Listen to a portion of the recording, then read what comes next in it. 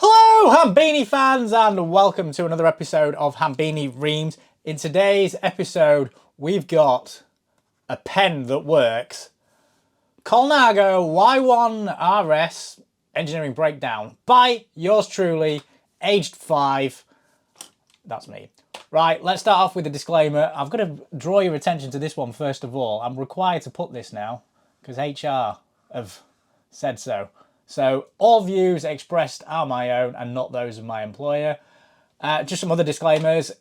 The engineering manager for Colnago, he sent me a load of all this stuff, about 2 weeks before it was on general release. So I think it was released on the 10th. I got it way before that. There's an honour code, so I have to give respect for this. They didn't make me sign anything. They just said, don't release it. And that was it. And it's quite rare to have that in this day and age. So I'm going to give them a shout out for that.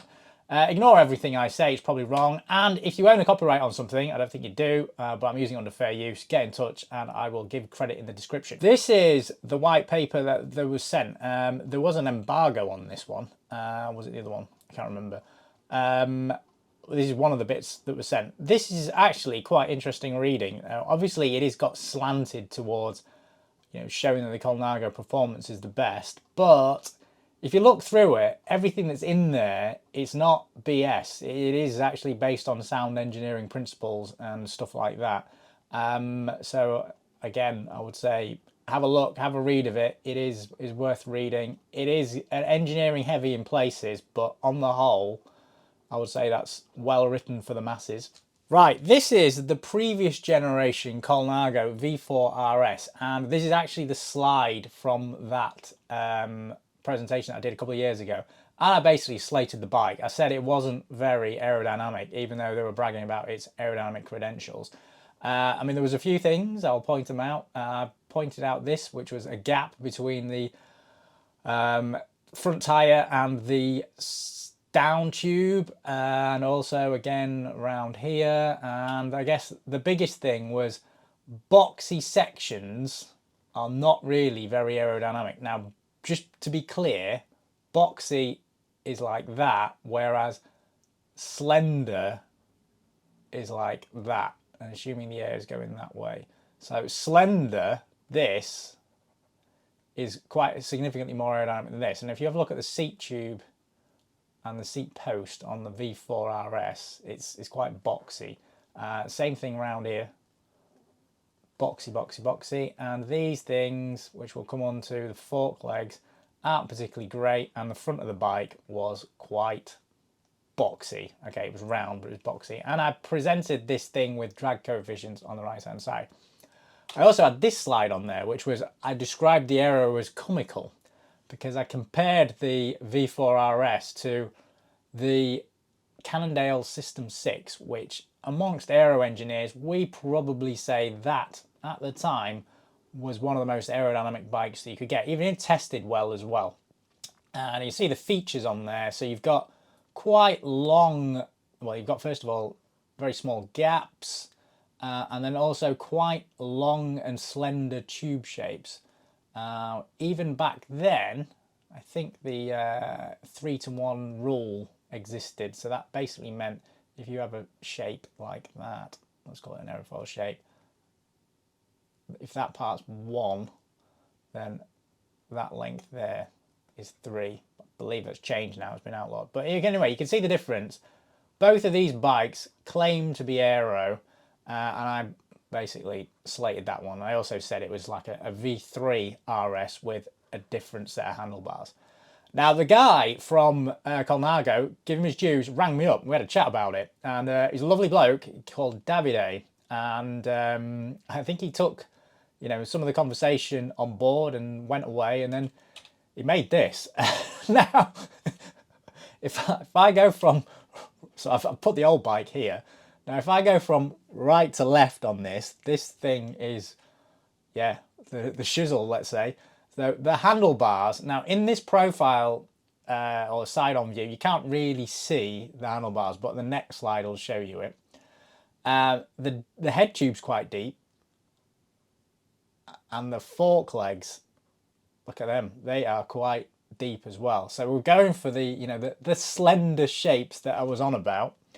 The gap, you know, it hugs the front wheel, and you've also got a very small gap between the rear wheel, and I'm going to say that's the seat tube, but really it's a bit of a hybrid because it's bent, isn't it? You'd probably say that one was a seat tube and that was a brake. But anyway, you've also got these things, which are the bottle cages.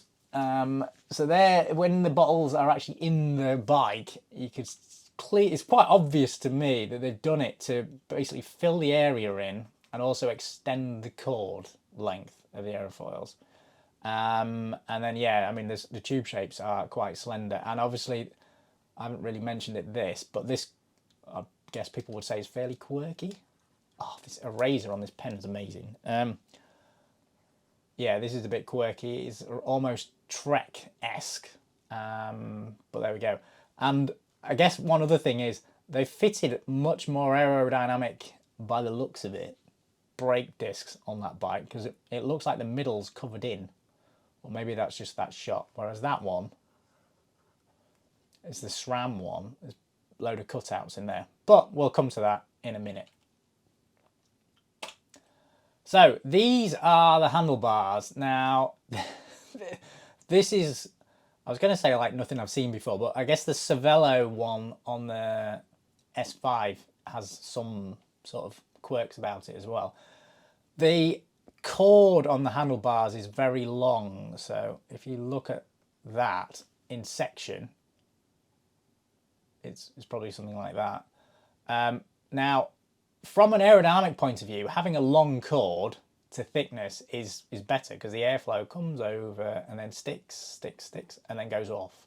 If you have something that's like a bluff body, which is, let's say, a square, comes over and then all hell breaks loose as you go around. And that's in here, you generate a load of basically pressure drag. So because there's no air in there, or very limited air, the pressure around here drops.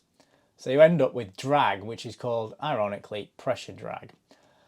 Drag's composed of a few things. One's like skin friction, which is the roughness of the material of the carbon and the air going over it, and then pressure drag's the other one. The pressure drag generally is the worst one on big shapes.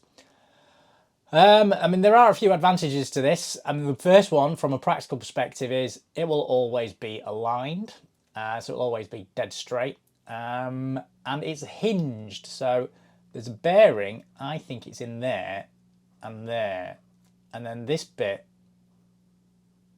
is hinged around it, is like a hinge, rather than, I mean, most bikes, you've got a bearing there, and the steerer goes straight through the middle of them. It's not the case on this one. So this one, we've got a bearing there. Oops, what have I done? Oh my God. Oh my, how do I get rid of that?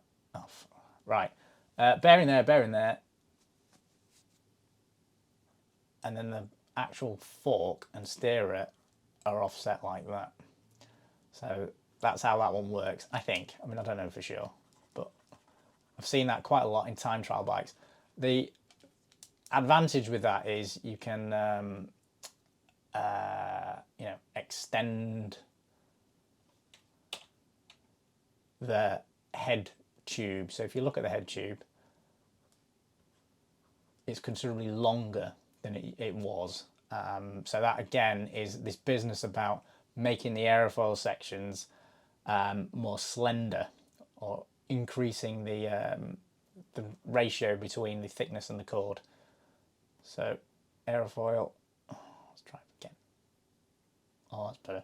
Right, thickness is that, and cord is that distance there.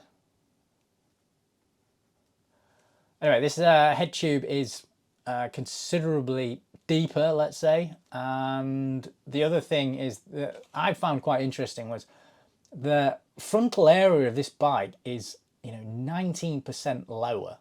Now, the best way to reduce drag is to get rid of frontal area. So drag in a simple equation is D equals CD times half rho V squared times S, where S is the frontal area.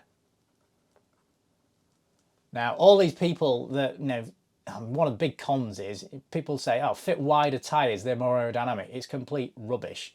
If you increase the frontal area, you have to modify this CD value, i.e. reduce it in order to make yourself go faster. Now, on this bike, so Davide and his colleagues have gone the other way and they've reduced that.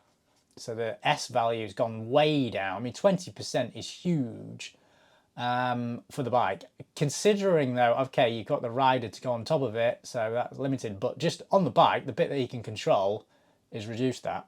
And also notice the head tube and the bearing assembly in there, because it's now hinged, it's much, much more slender and compact. So that will make it more aerodynamic. This is the hugging down tube, and it's blatantly obvious. I mean, that is pretty close. Now, the reason why aerodynamicists tend to go for that is, let's say you have a shape, let's say like that. If you put something in behind it, if you put something in behind it, what have I done? Right, if you put something in behind it, air that comes over basically misses the object behind. Yeah, so you're shielding it. Now, in the case of the same thing, let's do another shape, and then move that second shape far behind. Now the air comes over, goes over the first shape, and then has to go over the second. So you haven't got that advantage from having that. There's also something called leakage. Now, leakage occurs because if you have a shape, let's say the air is going that way, and then you put, let's start off with the object very close. So that's object number 2. So air comes over, it all stays. It basically effectively makes it look like one. Now, as you move this away, you get something called leakage, which is, it's still kind of like attached, but then you get some airflow that might come across like that. That gap there is a function of Reynolds number. So depending on how fast you're going, you can increase that gap. If you're going at very high speed, that gap can be massive. The lower the speed, the smaller the gap needs to be. You kind of experience the same thing if you are following a truck. If you follow a truck at high speed, you can be maybe, I don't know, 15 meters behind it and then feel the suction occurring. If you're going at low speed, you really need to be on its tail to get the drafting effect, and that is that kind of like in practice. Leakage is an unwanted effect because it cannot be modeled very easily, and it is just a nightmare to deal with. Right, the bottle cage and the BB area. So this is the bottle cage, and this is the only shot that I could get of it. Sorry, the bottom bracket. They've stiffened that up, and that is mainly there to, I guess, improve the stiffness, and also, and this was another shot.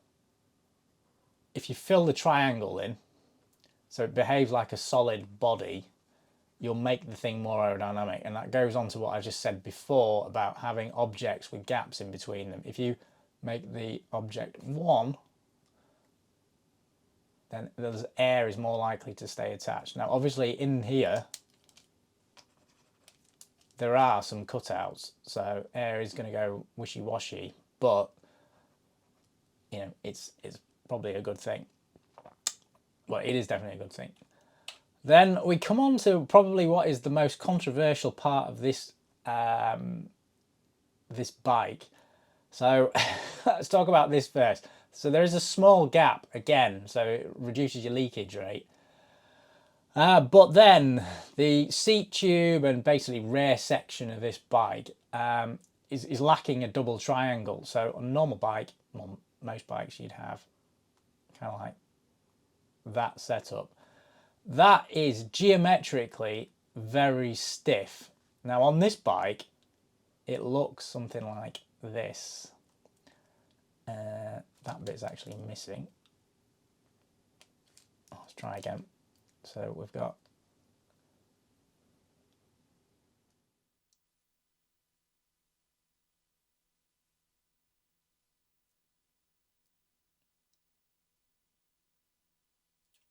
so the back triangle between the wheel, which is, let's say, here, the bottom bracket, that's still there. So that bit remains geometrically quite stiff.